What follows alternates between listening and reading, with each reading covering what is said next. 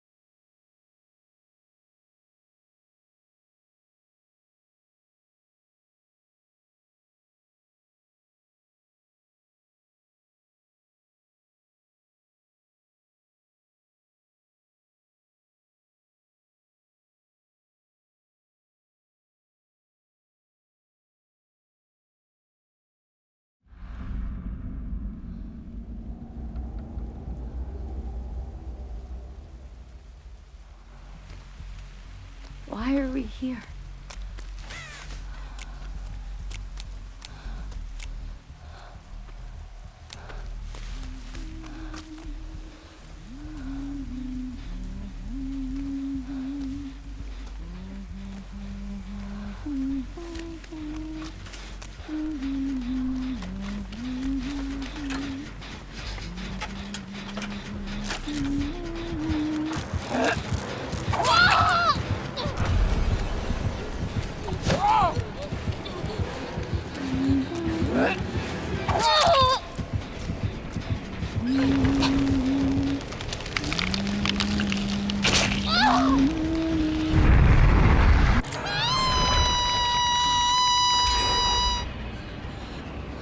I don't feel good.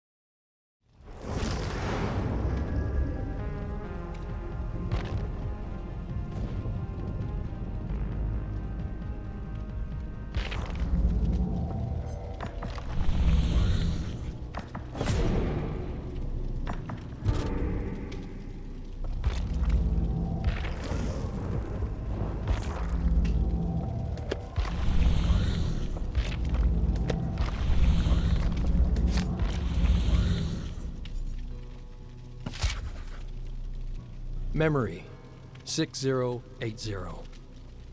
The feeling in the pit of his stomach is too much for him. He turns and stumbles back up the stairs. The ascent feels endless.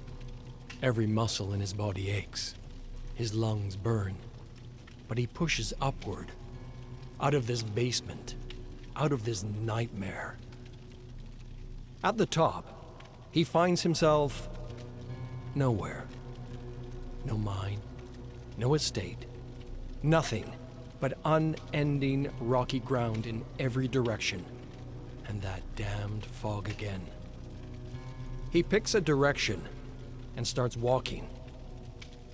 He remembers being young, hunting with his father, getting separated, lost in the woods. Back then, he walked straight until he hit a road, got his bearings, got back to the car, got an earful from his father.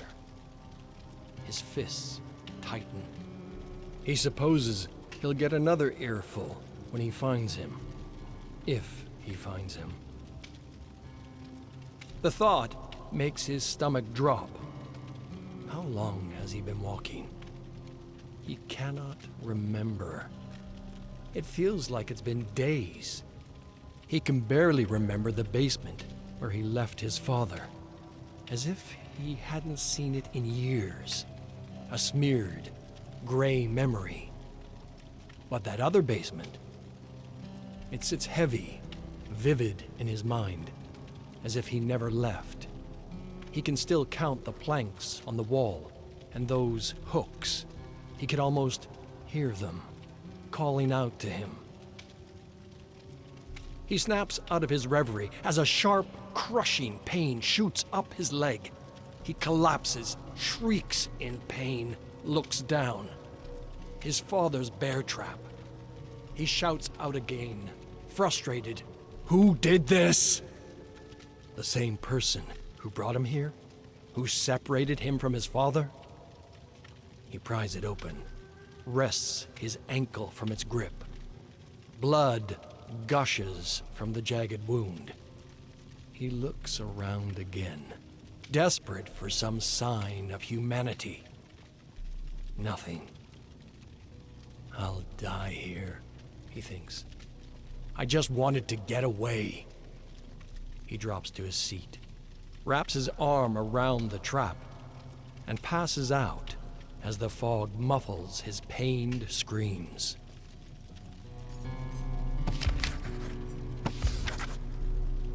Memory 6081. Evan comes to, gasps, grabs at his leg. Dry. He exhales. No wound. It throbs with pain, but the skin is smooth, undamaged. Evan wonders if he imagined the entire thing. His eyes adapt to the darkness and his surroundings come into view. Not imagined. He's back in that basement, with that structure, again. He shouts in frustration, "What do you want from me?" His words bounce hollowly off the ramshackle walls. Nobody is here to answer. He props his hand against the wall, shakily rises to his feet, heads to the staircase again. As he limps towards it, each step becomes harder, not due to the pain, but as if some kind of magnet is pulling him back, as if something is telling him, "You are not meant to leave. Stop resisting." He pushes forward, regardless. He's no sheep, no maggot. Whatever game this place is playing with him, he will not participate. He looks down at the first step, gingerly places his aching foot on it, pushes onward. This time, the pain is in his shoulder. He did not notice the chains hanging from the ceiling, nor the fetid, rusting hooks dangling from them. He does not scream this time. It feels pointless. Nobody is listening. Or if they are, his screams mean nothing. He grabs onto the hook, tries to pry it from his arm, but it's stuck fast. He instead tears it from the chain, takes another shaky step. Another hook tucks into his torso, just under his ribcage. He groans and tears it from its chain. Looks up the stairs. Chains all the way up, dangling at impossible angles, a grim metallic web. He grits his teeth, pushes on. He thinks back to when his father used to lock him in that very room, that feeling of helplessness, of being trapped. He ducks, dodges, moves the hooks aside with his hands, but hooks barb him with every step. And with every step, he tears another from its chain. The stairs have no light at the top of them, no hope. He does not know why he keeps pressing forward, only that he will not be trapped again. He reaches the top of the stairs, bleeding and losing consciousness again. He cannot help but laugh, because of course, that damned basement again.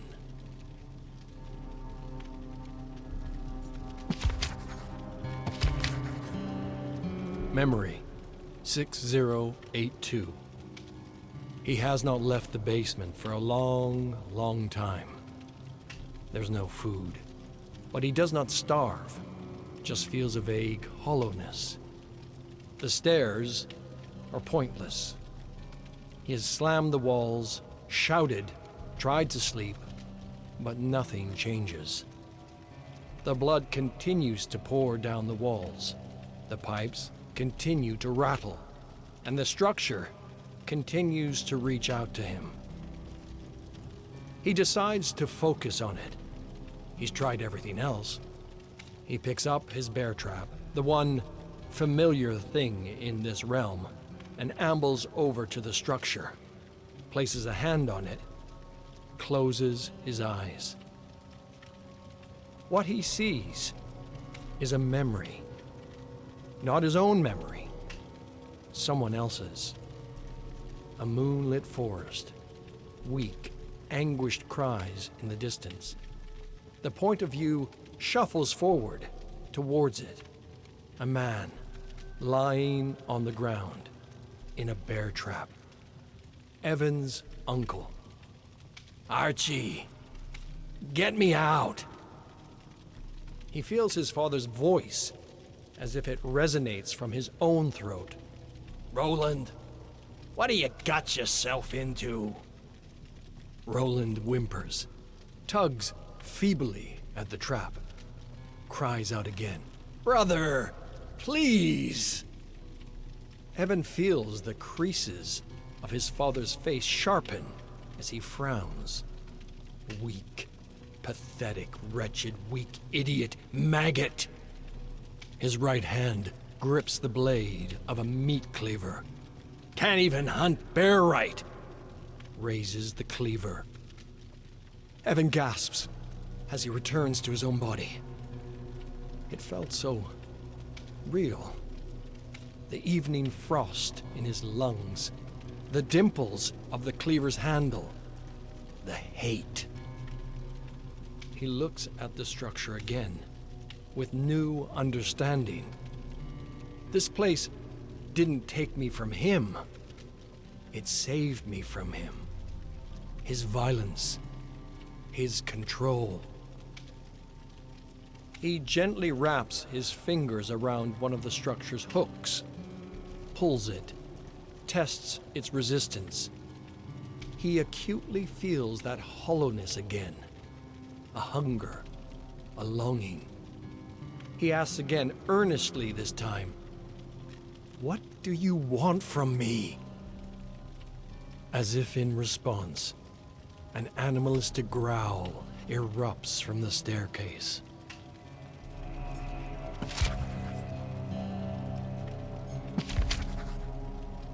Memory 6083. Evan whips around, faces the stairs.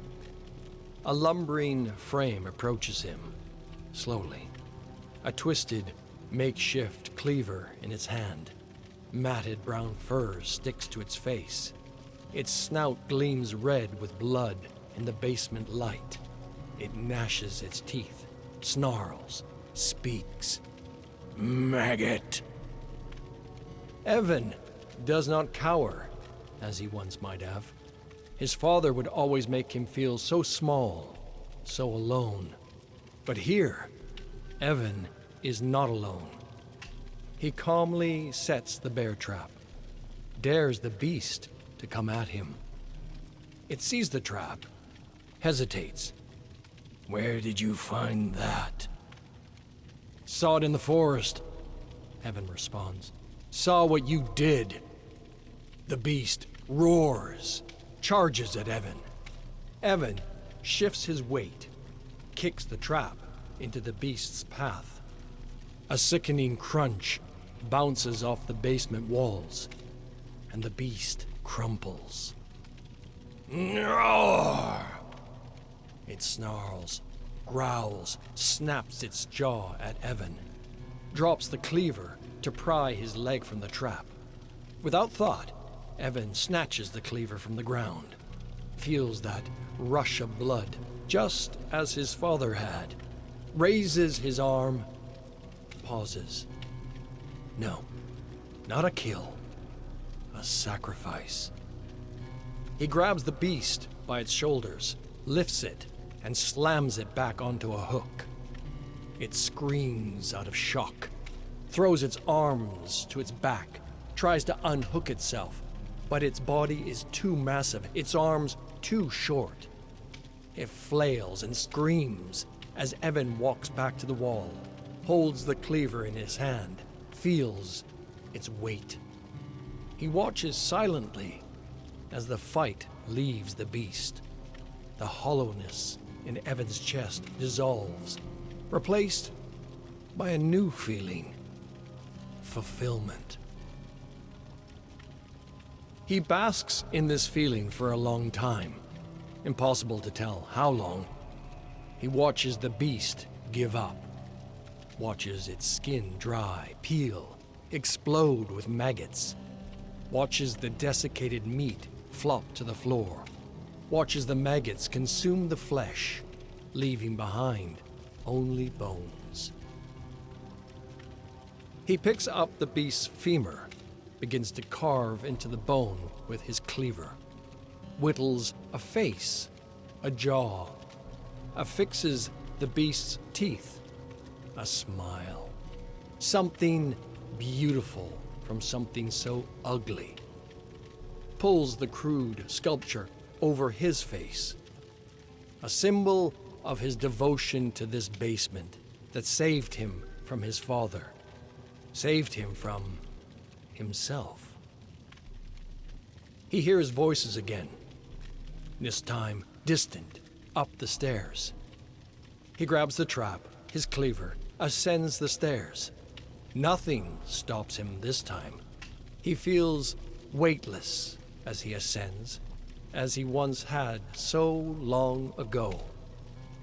At the top, flickering light and crackling embers dance and sing in the distance, a group huddled around its warmth. Evan looks at them from a distance for a long time, thinks of the basement, how it accepted him, molded him, delivered him.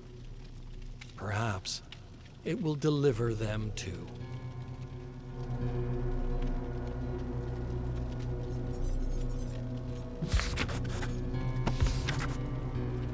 Memory 6079. The sound of Archie's hands pounding against the door feels 100 miles away. Evan ascends the staircase. Each step feels lighter than the last. He just needs a little break. No fake friends. No overbearing boss. No unions. No maggots. No lies. No mine. No killing. He figures If he calls the fire department to let his father out, it would take them a few minutes to get here. By then, he could be long gone. Find a new place to call home. Maybe down the coast, somewhere a little sunnier. As he reaches the top of the stairs, he notices something pooling around his feet. Smoke?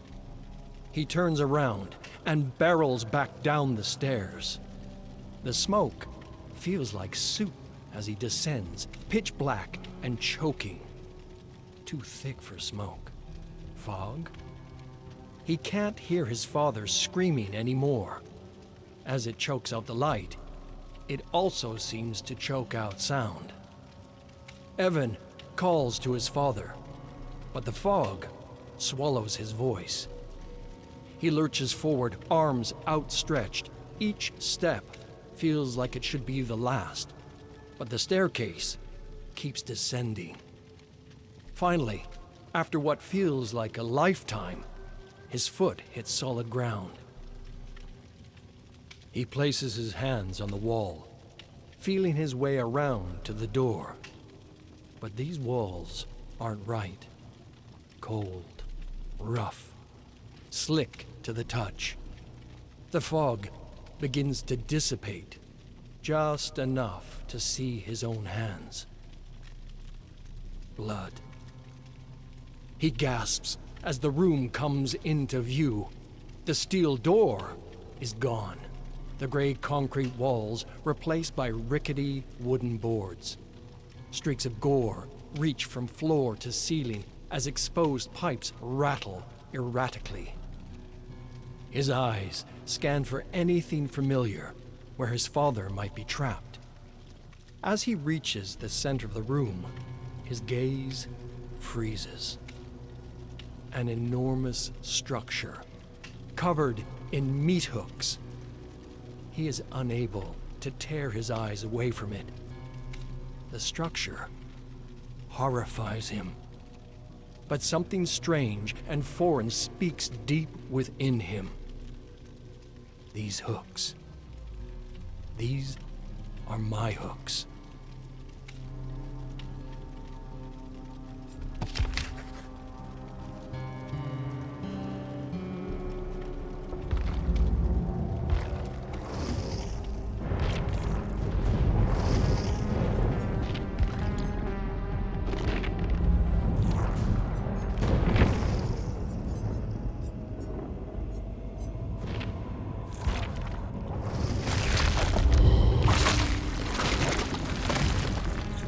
You cannot escape.